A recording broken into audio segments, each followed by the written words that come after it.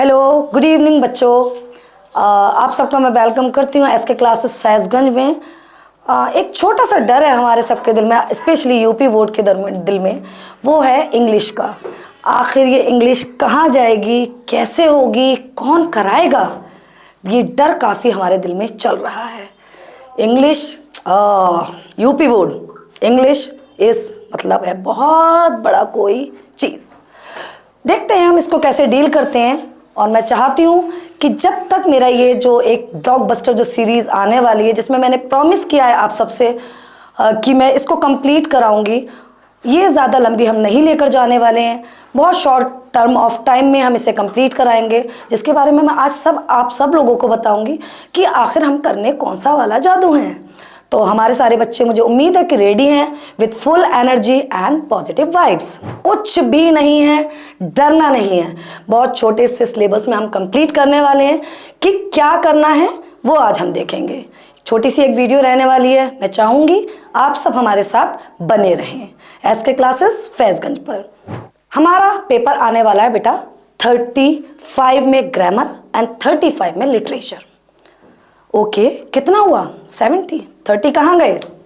100 का होता है ना मैम। 30 आप भूल गई, शायद इंग्लिश के टीचर हैं, कैलकुलेशन में मिस्टेक हुआ। नो, 30 हमारे होते हैं इंटरनल मार्क्स, जो हमें इंटरनल मतलब कॉलेज की तरफ से, हमें एग्जामिनर की तरफ से दिए जाते हैं। हमें सिर्फ लड़ाई करनी है, मेहनत करनी है, फाइट करनी है 70 पर। 70 में जिसमें हमें बहुत इजी ट्रिक्स से जाकर 70 में से आराम से 65 तो आप अचीव कर लोगे सिर्फ इन वीडियोस के थ्रू। इससे ज़्यादा कुछ नहीं है। देखते हैं कि ग्रामर आखिर है क्या, कौन सा बेड़ा है, आज देखेंगे। ग्रामर में आने क्या वाला है बेटा? एक one short unseen passage. Unseen क्या है? एक छोटी सी कहानी है, जैसे बचपन में हमारी दादी नानी सुनाया करती थी, उसी तरह की एक छोटी सी कहानी है। उसके ऊपर छोटे छोटे 3 क्वेश्चन दे देते हैं। जैसे मम्मा सुनाती थी ना बचपन में, एक राजा था, एक रानी थी, उसकी बेटी का नाम क्या था? सिंड्रेला। तो सिंड्रेला जो थी, इसी तरह के अनसीन पैसेज में आपके पास क्वेश्चंस पुट अप होने वाले हैं और उन क्वेश्चंस को हमें आंसर करना है। तो जिस तरह से हम बचपन में दादी नानी को जवाब दिया करते थे, सेम हमें यहाँ देना है। कोई भी अलग से ट्रिक या कोई भी फॉर्मूला नहीं लगाना है। अनसीन पैसेज सबसे इजीएस्ट क्वेश्चंस या इजीएस्ट मार्क्स टू अचीव होने वाला है आपका बच्चों। तो जो होने वाला है बेटा 3 MCQs आने वाले हैं, उस बेस्ड अनसीन पर आपका जो रहेगा 1 मार्क्स ईच, यानी कि आपको 3 क्वेश्चंस के 3 नंबर मिलने वाले हैं।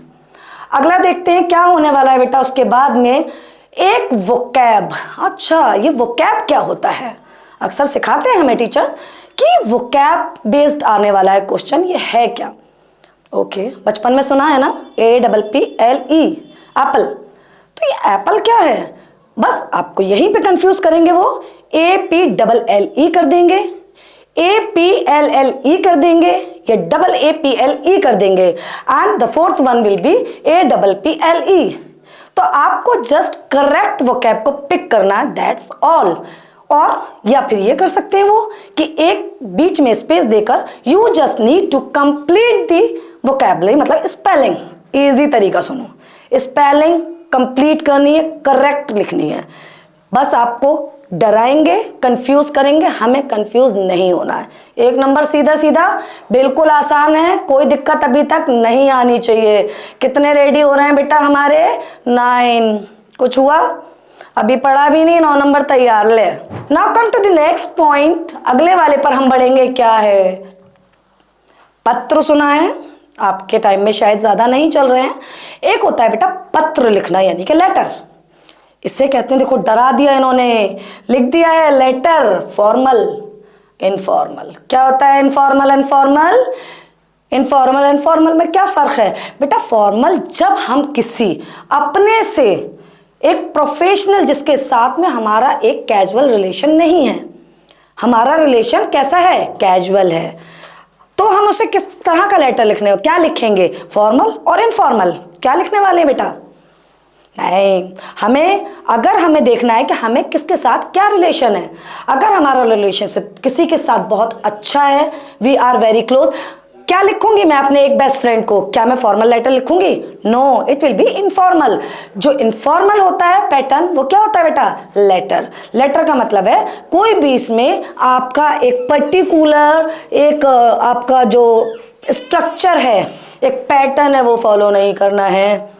कोई बात नहीं, हम ऐसे नहीं जाएंगे सीधे, हम थोड़ा डगमगा कर जाएंगे, बट लेटर में ऐसा कुछ नहीं है, बिकॉज इट इज इनफॉर्मल।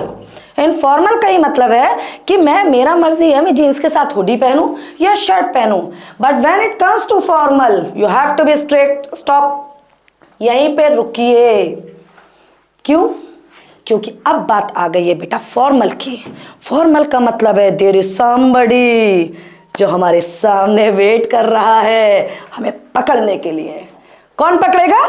जो हमारा एप्लीकेशन पढ़ेगा। क्या हम एक लेटर लिख सकते हैं एक अपने से, मानो प्रिंसिपल आपकी, she is very strict like me, चश्मे के साथ? No, you can not write. You have to write a formal application to her. और जब फॉर्मल की बात आए तब आपको एक प्रॉपर पैटर्न फॉलो करना पड़ता है। बहुत इजी होता है, दूंगी, बिल्कुल वेट करिए आराम से, मैं देने वाली हूं आपको उसका भी वे।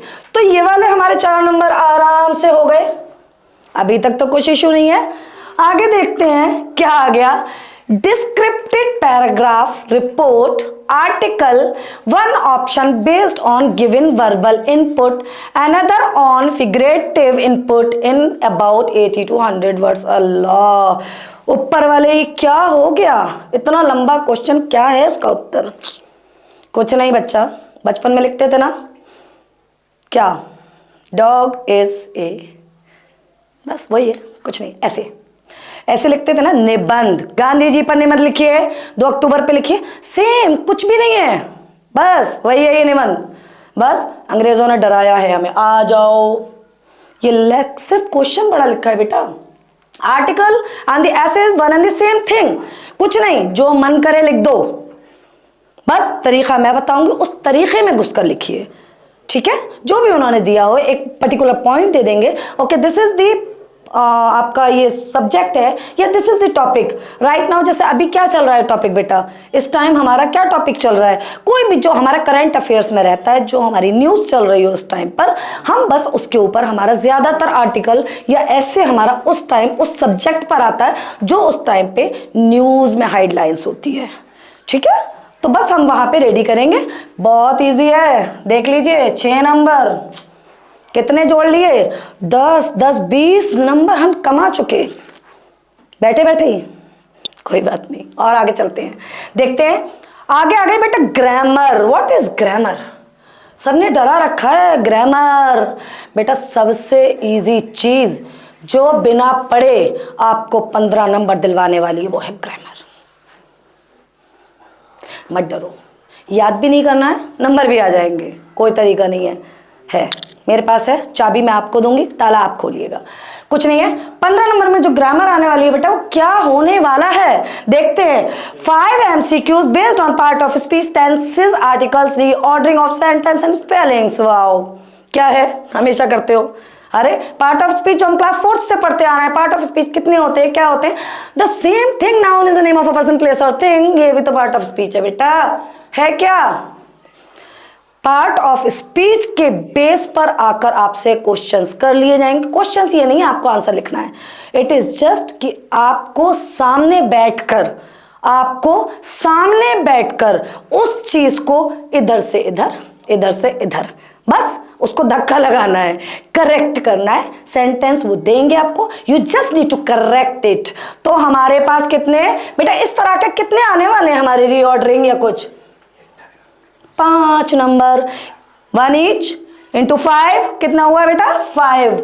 तो हमारे कितने रेडी हो गए? 10 10 20 एंड 5 25। ओ वाओ, हमने 25 मार्क्स रेडी कर लिए हैं बिना पढ़े। ऐसा ही होता है, देखिए अभी आगे चले, आगे देखते हैं। 3 very short answer type question based on narration and voice. भैया मैडम सर जी सब पढ़ाते पढ़ाते थक गए, हमें नहीं आ रहा क्या? Direct, indirect and active passives, क्या है ये? कुछ नहीं है, टेंशन मत लो। पहले हम उसके मम्मी जी से मिलेंगे। उसकी मम्मी जी कौन सी हैं बेटा? ये वाली आंटी, ये नीचे बैठी है। Translation, translation is the mummy of all the things. तो we will go on the translation. हमें एक बार ट्रांसलेशन आ जाएगा, फिर हमारे हाथ में एक अच्छा सा हथियार रहेगा जिससे हम सबका मुकाबला करेंगे। ट्रांसलेशन आ गई, ये सब कुछ हो जाएगा, कोई दिक्कत नहीं होगी। ठीक है, तो हमारी ट्रांसलेशन कितने नंबर की आने वाली है बेटा? 4 नंबर की।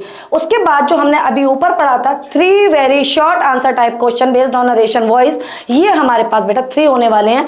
तो 3 × 2 = 6। तो हमारे कितने हो गए बेटा? 35 मार्क्स की ग्रामर मैडम ने बतिया के ही खत्म कर दी जी का।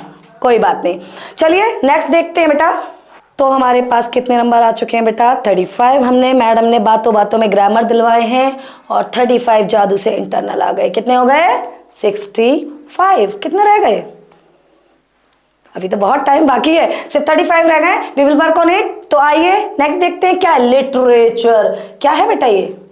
लिटरेचर पढ़ा है? अरे भैया प्रोज पढ़ेंगे, प्रोज कठिन है। सप्लीमेंट्री पोइट्री कुछ नहीं है बेटा, बिल्कुल इजी है। हम बहुत इजी तरीके से जाएंगे इसमें। एक तरह से आपको जैसे बचपन में कहानियां याद रह जाती थी, हम ट्राई करेंगे कि उससे भी ज़्यादा ईजीएस्ट वे में आपको बताएं, ताकि आपको बहुत अच्छे से वो कहानियां जब आप अपने बच्चों को भी पढ़ाएं तब भी आपको मेमोराइज रहे। यहाँ पे जाएं। हम नहीं चाहते हैं कि आप याद करें और भूल जाएं, नहीं, हम चाहते हैं आप बाय हार्ट याद करें, जिससे कि आप अपने अगर आने वाले फ्यूचर आपके बच्चे आप जब उन्हें पढ़ाएं तब भी इजीली आप उन्हें बता सके। What is it? देखते हैं। 2 MCQ बेस्ड। ओके, प्रोज आ गया भैया, देख लेना, ये देख लो 15 नंबर का प्रोज। प्रोज क्या आने वाला है बेटे? ये देखिए 15 नंबर आ गया। प्रोज है क्या? 2 MCQ बेस्ड क्वेश्चंस। ओहो, गिवन एक्सट्रैक्ट। हाँ भैया, एक पैराग्राफ दे देंगे आपको बेटा किसी भी पार्ट का उठाकर, उसमें से 2 क्वेश्चन देंगे 1-1 नंबर के। कितने हो गए? आंसर कर देना, इजी बताऊंगी। ओके, नेक्स्ट क्या है? 3 MCQ based on lessons. Lessons के ऊपर, जैसे अ लेटर टू गॉड है, दे दिया, उसमें से एक पैराग्राफ और उस लेसन के बेस पर छोटे छोटे क्वेश्चन आपसे पूछे जाएंगे 3, जो 1 नंबर का 1, तो 3 कितने हुए बेटे? देखते हैं आपको किसकी कैलकुलेशन अच्छी है। इंग्लिश ही अच्छी है, सर मैथ भी अच्छी है, कैलकुलेट करिए। चलिए, तो 3 हो गए। कितने हो गए बेटा? 5। 15 में से कितने आ गए आपके पास? 5। चले अगला देखते हैं। 2 short answer type questions in about 30 to 40 words. Ma'am गिनने पड़ेंगे क्या? शब्द गिन के लिखूं? नहीं, हम बताएंगे। आपको कुछ भी नहीं करना है बेटा। 3-3 नंबर के बहुत ही इजी क्वेश्चंस आने वाले हैं। जब मैं लेसन पढ़ाऊंगी, पढ़ाते पढ़ाते याद हो जाएगा, अलग से याद करने की ज़रूरत बिल्कुल नहीं पड़ने वाली है।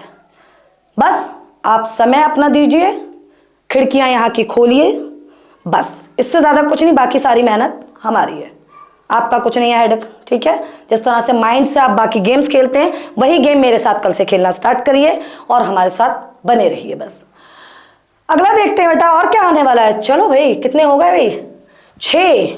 और ये कितने दे दिए थे पहले हमने? 5, 11। कितने रह गए? 4। प्रोज में 1 आएगा बेटा लॉन्ग क्वेश्चन, ये वाला। ये थोड़ा परेशान करेगा आपको, जो जाने वाला लगभग 1 से 1.5 पेज का, जिसे हम कहते हैं 60 वर्ड्स। समझ गए ना? जब SMS लिखते हो ना, टिक टिक टिक टिक टिक टिक, इसी स्पीड से आप क्वेश्चन लिखने वाले हो, ये मैं गारंटी लेती हूँ आपकी। तो take my words, you are getting 4 here.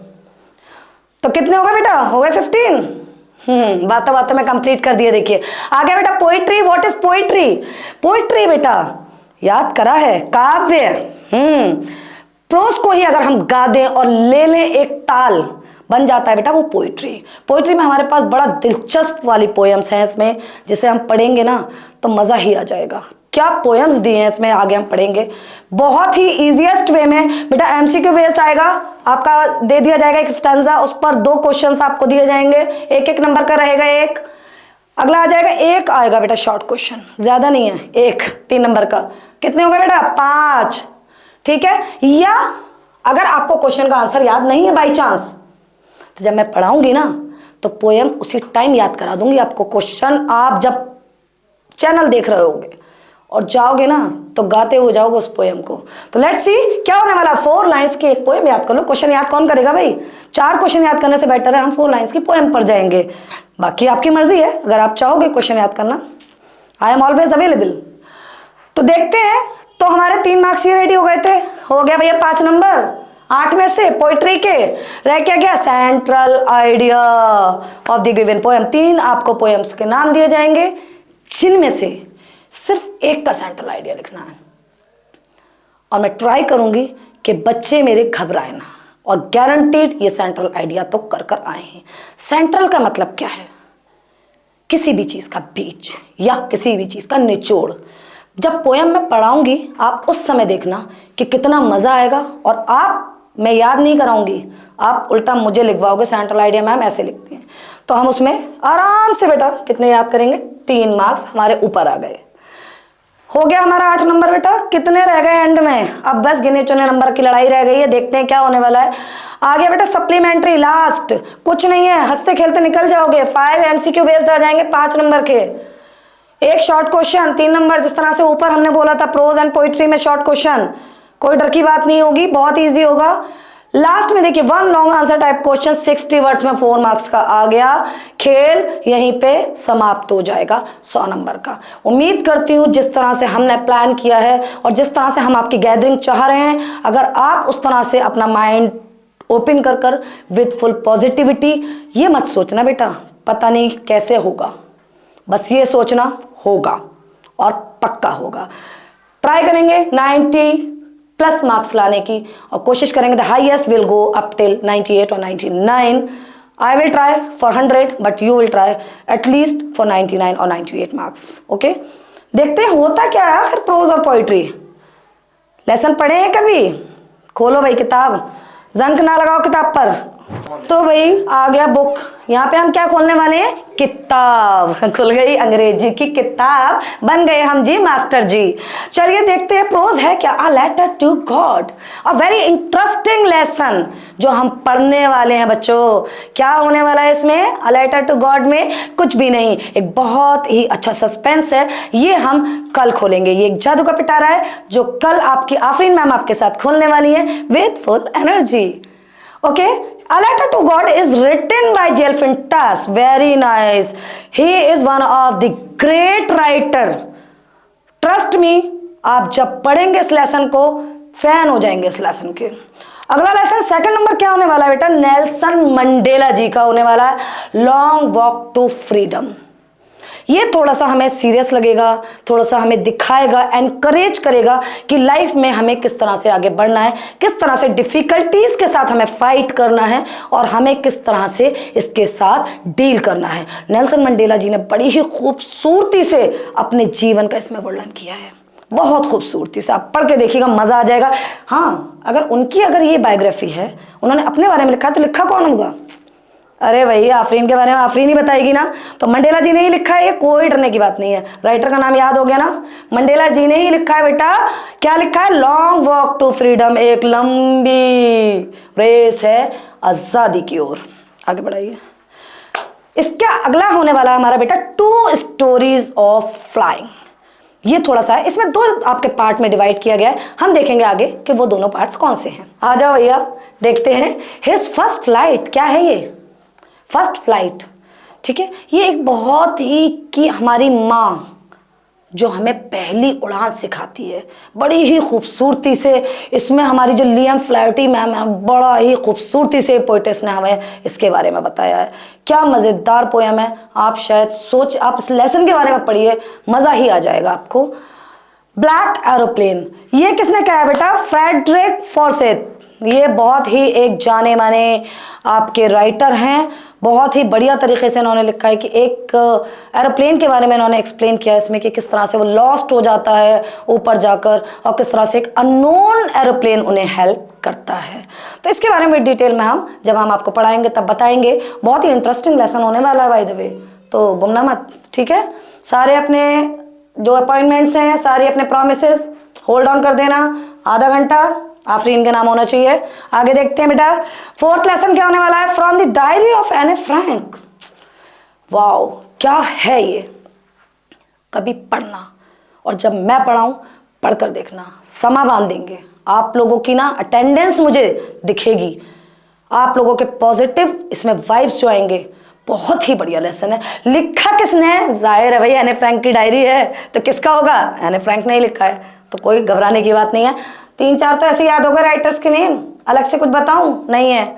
आगे देखिए, हाँ भाई, ग्लिम्पसेस ऑफ इंडिया क्या है ये? हाँ, ग्लिम्पसेस, इंडिया हमारी बहुत अच्छी कंट्री है भैया, इंडिया इज बेस्ट। तो इंडिया के बारे में आगे पढ़ेंगे। क्या होने वाला है? अ बेकर फ्रॉम गोवा, इसके 3 पार्ट से बेटे। A baker from Goa, Coorg and T from Assam. पता है ना चाय कहां से मशहूर है? बताइए, याद हो गया ना? एक एसएसटी का देखो 1 नंबर मैंने रेडी करा दिया आपका, एक नंबर एसएसटी का मेरे आपको ऊपर उधार है। अगर इंग्लिश में कमाए जोड़ लेना इधर, ठीक है। अ बेकर फ्रॉम गोवा किसने लिखा है? लियूसियो रॉड्रिग्स। किसने लिखा है बेटा? लियूसियो रॉड्रिग्स ने लिखा है अ बेकर फ्रॉम गोवा। ये भी बहुत अच्छा सा, एक छोटा सा है, ज्यादा बड़ा आर्टिकल नहीं है इसके बारे में, छोटा सा ही दिया है, बट इन्होंने दिखाया है कि आखिर एक बेकर जो है वो गोवा से किस तरह से, क्या उसने अपनी कहानी पूरी दिखाई है। Coorg, oh wow, what a fantastic city. अगर कभी भी प्लान करो हॉलीडे वुड बी पार्टनर के साथ, तो यहाँ का प्लान कर सकते हो आप। One of the best city, I love this city, one of the best city in India. तो you can read about Coorg in the next paragraph which is written by Lokesh Abrol ji. बहुत अच्छे राइटर हैं, नाम इजी है। थोड़ा सा हमें क्या होता है इंग्लिश नेम याद करने में टफ लगते हैं। लोकेश अब्रोल बहुत इजी नाम है, आराम से याद हो जाएगा। अगला देखिए, टी फ्रॉम असम। अरे भैया ये तो दत्ता जी ने लिखा है, अरूप कुमार दत्ता। बिल्कुल इजी, कुछ नहीं है, बहुत बढ़िया है। असम की चाय के बारे में बात किया है इन्होंने, तो जरा चाय, जब सर्दी का मौसम है भाई, चाय का तो समा बनेगा ही, तो ये वाला लेसन में तो कुछ अलग ही मजा आने वाला है। जो जनवरी दिसंबर की ठंड, और भैया टी फ्रॉम असम, और वो भी रिटन बाय अरूप कुमार दत्ता जी। अगला देखिए, Mijbil the otter, Kevin Maxwell ने लिखा है बेटा। बहुत ही ज्यादा अच्छा, इंटरेस्टिंग और वैल्यूबल लेसन है। समझ में आ रहा है? ये बहुत ही बढ़िया है। अगला 7th आ जाएगा बेटा, मैडम राइट्स द बस। किसने लिखा है ये किसने लिखा है? देखिए, ढूंढिए। हाँ, वलीकन्नन जी ने लिखा है ये। इसके बाद हमारा जो आ गया है, इसको पॉज करना, इसके कहाँ है राइटर? इसका राइटर है नहीं, आप दोनों भी यही होंगे। वलीकन्नन, नहीं, नीचे वाले, इसको स्किप कर दूंगी। चलो, द सरमनन use the pen at banners and, ये देखिए आप अगला देखिए, प्रपोजल एंड टोन चेकअप। ये भी बहुत अच्छे से है, पढ़ेंगे तब इंटरेस्ट आएगा। देखो, सुनने में सब अच्छे लगते हैं, दिखने में मैं अच्छी लगती हूँ, लेकिन बोलने में कैसी हूँ वो देखना पड़ेगा। आप पढ़ते अच्छा हो, बोलोगे कितना, लिखोगे कितना, मैटर करेगा। आओ भैया थोड़ा सा नीचे आ जाते हैं, किस पर? पोइट्री पर। ये मेरा सबसे फेवरेट पार्ट है। आप लोग पता नहीं क्यों डरते हो पोइट्री से बेटा, सबसे इजी, सबसे इंटरेस्टिंग। भाई शायरी में कौन कौन इंटरेस्ट लेता है, जरा बता तो दो यहाँ से। कौन कौन शायरी में इंटरेस्ट लेता है मेरे बच्चे, प्यारे बच्चे? आजकल शायराना माहौल बन रहा है, सर्दी हो, चाय हो, मूंगफली हो, वाह क्या शायराना माहौल बनता है। तो आ जाइए भाई पोइट्री पर। डस्ट ऑफ स्नो, बहुत ही प्यारी, बहुत ही उम्दा, क्या जानदार पोयम है। किसने लिखी? रॉबर्ट फ्रॉस्ट जी ने। भाई रॉबर्ट फ्रॉस्ट जी यहाँ नहीं रुके हैं, अगला भी लिखा है। क्या लिखा है? Fire and eyes. स्टार्टिंग की 2 पोएम्स। देखो याद रखो, जब हम तैयारी करेंगे हम आपको देंगे कीज ऑफ सक्सेस, जो आपकी सफलता की कुंजियां है ना, देंगे। देखिए शुरू की 2 पोएम किसकी है बेटा? रॉबर्ट फ्रॉस्ट जी की है। कौन कौन सी? Dust of snow and fire and ice. तीसरा आ गया a tiger in the zoo. कभी गए हो चिड़ियाघर? आपके पास में, आपके शहर के आसपास सबसे बड़ा चिड़ियाघर कौन सा है? बताएंगे सारे बच्चे कमेंट बॉक्स में। देखते हैं भाई कहाँ कहाँ चिड़ियाघर है। मैंने वैसे दिल्ली का देखा है, लखनऊ का देखा है। देखते हैं अगला कहाँ जाती हूँ, आपके कमेंट के ऊपर मैं अगला जू विजिट करूंगी। तो a tiger in the zoo किसने लिखा बेटा? Leslie Norris. बहुत ही ज्यादा कमाल के पोएट, बहुत ही ज्यादा। अगला देखिए 4th पोएम किसकी है? How to tell wild animal. Wild क्या है? अटैक, खुखार, जंगली। तो ये हमारा किसने लिखा बेटा? ये बड़ा ही मजेदार है, कैरोलाइन वेल्स। ये कैरोलाइन वेल्स जी ने लिखा है, बहुत ही अच्छी पोयम है इसकी भी। देखते हैं 5th पोयम हमारी द बॉल पोयम, जो जॉन बैरीमैन जी ने लिखी है। उससे अगली वाली जो आने वाली है हमारी बेटा, वो कौन सी आएगी? एमेंडा। ओह मजा आ गया, रॉबिन क्लीन जी ने लिखी है भाई, मजा ही आ जाएगा, समा बांध देगी पोयम आपका। देखते रहिएगा, पोइट्री में मैं आपसे प्रॉमिस लेती हूँ आप हिलेंगे नहीं, ये मैं वादा कर रही हूँ आपसे, बस थोड़ा सा ध्यान रखिएगा। क्या सुर और ताल बनेंगे, आप बनेंगे भाई दर्शक और मैं बन जाऊंगी एक काव्य काव्य का, तो मजा आएगा। देखते हैं अगला क्या होने वाला बेटा। द ट्रीज किसने लिखा है? हाँ भाई एंड्रे रिच, ये इन्होंने लिखी है पोयम। अगला आ गया फॉग, जो आ रहा है, दिसंबर है भाई, जनवरी तक तो आना ही आना है, दिसंबर जनवरी। Fog is famous for December and January. जनवरी दिसंबर में क्या आता है बेटा? कोहरा। तो ये क्या है बेटा? कोहरा। किसने लिखा है? देखेंगे कार्ल सैंडबर्ग, ये इन्होंने लिखा है। सैंडबर्ग देखेंगे, टाइटैनिक फिल्म की याद दिलाएंगे यहाँ पे। सैंडबर्ग होता क्या है? आइसबर्ग, सुना था ना, आइसबर्ग से टकराता है, वहां पे बात करेंगे। सैंडबर्ग ये इनका नाम है, इससे आप अच्छे से क्लिक कर सकते हैं, याद रह सकता है कि आइसबर्ग से टकराया था ना टाइटैनिक। यहाँ पे हम याद करेंगे कार्ल सैंडबर्ग, इन्होंने लिखा है। क्या लिखा है बेटा? फॉग यानी कि धुंध। अगला देखते हैं the tale of custard the dragon, ये लिखा है बेटा ऑर्डन डैश ने। ये नैश जी ने बहुत ही बढ़िया पोएम लिखी है, बहुत समझने की पोएम है, ये कोई ऐसी हास्य कविता नहीं है, बहुत ही मजेदार, बहुत ही ज्यादा समझने की सूझबूझ वाली कविता है। अगला देखते हैं बेटा क्या आ गया। ये आ गया बेटा फॉर एने ग्रेगरी, विलियम बटलर ये इसने लिखा है। बहुत ही अच्छे तरीके से पढ़ोगे तब समझ आएगा, इन सब के नाम ऐसे याद हो जाएंगे जैसे आपको अपने फैमिली मेंबर्स के नाम याद होते हैं ना। अभी तो कठिन लग रहे हैं, क्यों? जब आप इनकी अच्छी चीजों को देखेंगे कि कितनी इजी तरीके से इन्होंने क्या बताया है, आपको बहुत अच्छे से ये अपने फैमिली के मेंबर्स लगने वाले हैं भैया। एक तो चाचा जी, एक ताऊ जी, हाँ वही होने वाला है। देखते हैं अगला footprint without feet, supplementary reader, बहुत ईजी है, कुछ भी नहीं जाएगा। अ ट्रायम्फ ऑफ सर्जरी, ये फर्स्ट आपका लेसन जाने वाला है। लिखा किसने है? जेम्स हैरियट ने। बहुत ही अच्छा है, अगर आप लोगों ने अभी तक पढ़ा नहीं है, हम पढ़ाएंगे, वैसे पढ़ा होगा तो पता होगा कि किसके ऊपर है, किस तरह से हम अपने ही खा खा कर आजकल की जो जनरेशन है, ये दिया है भले ही एक डॉग के ऊपर, बट आज किस तरह से हम फिजिकल एक्टिविटीज़ में रिड्यूस होते जा रहे हैं and just we are spoiling our health. तो please be active, be physical, थोड़ा सा चलो फिरो। अगला देखते हैं the thieves story, Ruskin Bond, one of my favourite writer. Ruskin Bond की मैंने काफ़ी सारी बुक्स पढ़ी हैं, आपको मैं उनके नाम्स भी देने वाली हूँ कुछ दिन में। तो द थीव्स स्टोरी, भाई एक चोर की कहानी है, आखिर ये एक चोर करता क्या है, चोरी भी करना सिखाएंगे यहाँ पे। देखिए आप अगला देखिए द मिडनाइट विजिटर, बीच रात के ये कौन विजिटर्स आपके पास, किसने लिखा? ये रॉबर्ट आर्थर ने, ठीक है। अगला देखिए अ क्वेश्चन ऑफ ट्रस्ट, एक सवाल विश्वास का एक चुटकी सिंदूर वाला नहीं है, एक सवाल किसका? विश्वास का। विश्वास आखिर है क्या, क्या होने वाला है, किस लेवल तक ये ट्रस्ट जा रहा है, ये विक्टर कैनिंग जी आपको बता रहे हैं बड़े ही मजेदार तरीके से। अगला देखिए लेसन नंबर 5, ये क्या होने वाला है? फुटप्रिंट विदाउट फीट, पदचिन्ह बिना पैरों के।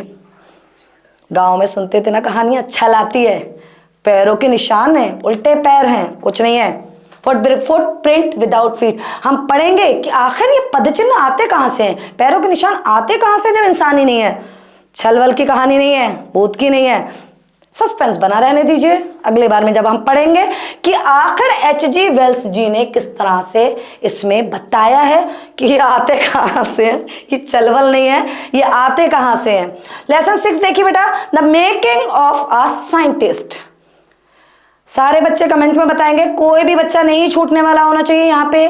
जो मेरे सारे बच्चे हैं, देखो आपकी तरफ से जब मेरे साथ में होगा तालमेल, हाथ से दोनों से ताली बजेगी, मुझे मजा तभी आएगा, एनर्जी तब आएगी जब आप सामने से मेरे साथ में, एक हाथ आप एक हाथ में, तब ताली बजे। ये क्या है, क्या बता रहे हैं? The making of a scientist. एक एक साइंटिस्ट का नाम लिखिए जिसको आप जानते हैं। One of my favourite scientist कौन? हाँ भाई कौन है बताइए, लिखिए। किसने लिखा था बेटा? रॉबर्ट पीटरसन जी ने लिखा है, बहुत बढ़िया राइटर हैं। अगला देखिए द नेकलेस, औरतें लड़कियां अटेंडेंस, नेकलेस लड़कियां पहनती हैं भाई आजकल गले में, शादी पार्टी। और किस तरह से हमारे बेचारे लड़के अपनी सारी कमाई गवाकर उन्हें सब कुछ दे देते हैं, फिर भी वो क्या करती हैं? ये नहीं मिला, मेरा कपड़ा तो अच्छा है, खुश हूँ, लेकिन सामने वाले का अच्छा है तो मैं दुखी हूँ, अपने कपड़े से खुश नहीं हूँ। सेम नेकलेस में डिमांड ऑफ अ गर्ल कि सब कुछ स्पेंड करने के बाद भी उसका हस्बैंड उसको खुश नहीं कर पाता है। तो थोड़ा सा अभी इतना ही काफ़ी है, क्लाइमैक्स अभी बाकी है। तो किसने लिखा है बेटा ये? गेटी, हाँ भाई मोपेसेंट जी ने। ये बहुत ही बढ़िया तरीके से इन्होंने बताया कि किस तरह से आप परेशान होते हैं अपनी लाइफ पार्टनर को हैप्पी रखने के लिए, एंड स्टिल क्या होने वाला है, सस्पेंस। बोली, बोली से सूरत गाना याद आ गया। चलिए, बोली किसने लिखा है बेटा? के.ए. अब्बास इन्होंने लिखा है भोली। ये सेकंड लास्ट लेसन होने वाला है आपकी सप्लीमेंट्री का, और the last lesson is going to be the book that saved the earth. सबसे बड़ा लेसन पूरी लिटरेचर का आपका ये होने वाला है, the book that saved the अर्थ। नाम से ही पता चल रहा है बेटा, वो किताब जिसने धरती को बचाया। अर्थ तो पता है ना, गोल गोल अक्सर रखी होती है टेबल पे। किस किसने देखा है भाई अर्थ? हाँ भाई, बताएंगे कमेंट बॉक्स में, अटेंडेंस दीजिएगा प्लीज कि अर्थ का किस किसने देखा है भाई। रखा होता है ग्लोब, किस किस ने देखा है टेबल पर? किसने लिखा है बेटा? क्लेयर बेको इन्होंने लिखा है। ये बहुत ही अच्छी तरीके से, बहुत ही बड़ा लेसन है बेटा। ये लास्ट लेसन जरूर है, बड़ा है, इंटरेस्टिंग है, you will get knowledge from this. बहुत नॉलेज आने वाली है, इतनी सी ही पढ़ाई आपको करनी है, बस ज़्यादा टाइम नहीं लूँगी। शायद आपका 40 to 45 डेज में मैं कोर्स जो आपका ये कंप्लीट कराऊंगी, लेकिन ये मैं मेक श्योर करूंगी अगर आपने आधे घंटा मुझे दिया अपनी लाइफ का 24 घंटे में से, तब आप जब 45 डेज के बाद मुझसे मिलोगे तो लोग ज़रूर कहेंगे भैया लल्ला अंग्रेज बन गया, लल्ली मट्टन्नी बन गई। चलो बढ़िया है, तो कल मिलते हैं फिर नई अपनी इंट्रोडक्शन वीडियो के। यहाँ पे मैं एंड करती हूँ। आएंगे भाई नए और न्यू एकदम मजेदार chapter, a letter to God, okay, with very interesting. ये आ गया अ लेटर टू गॉड। ये हमारा फर्स्ट लेसन कल स्टार्ट होने वाला है विद इंटरेस्टिंग आपके एडिट्स के साथ, कुछ एक नएदार कहानी, मज़ेदार मसाला मिर्ची सब कुछ साथ मिलेगा आपको बहुत ही अच्छे तरीके से, और आपको वन शॉट में पूरा लेसन हम कंप्लीट कराएंगे with question, long question, short question, सब कुछ तसल्ली रखिए। मिलते हैं बेटा कल with our a letter to God. Thank you.